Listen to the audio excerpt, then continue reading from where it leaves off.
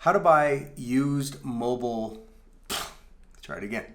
How to buy used coffee equipment, part 2. So welcome back, fellow coffee lovers. My name is Vincent. This is Green Joe Coffee School, and today's video I will be talking about another hack that I use when it comes to finding used coffee equipment.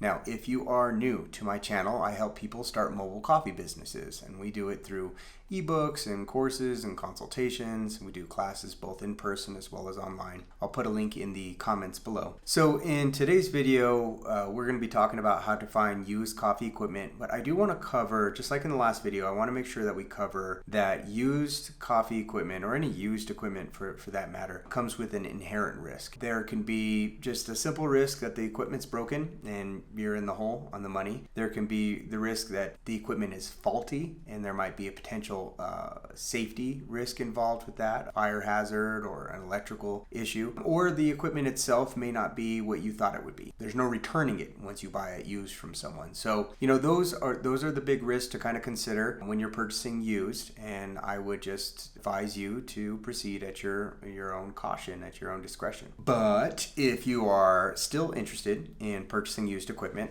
this is the second technique that I use when it comes to finding the used coffee equipment. So with this one, really, it's I'm using the save search technique. It works really well for Craigslist. It works really well for eBay. In this technique, keywords are absolute key, because when you save a search, you can only save it in the exact format of that keyword. So things like misspellings or alternate names for a piece of equipment, you're going to have to go in and create separate saved searches for each one of those. For example, for espresso machine, I'll create a save search for espresso machine. I'll also create a save search for espresso machine. I'll do a save search for restaurant equipment, catering equipment, coffee machine, coffee maker, and food truck equipment. Location is also important. So I'll make the save searches, each one of those, for here in my city, here in Albuquerque, but I'll also look at a 300-mile radius or a day drive, and I'll also save those searches in those cities as well.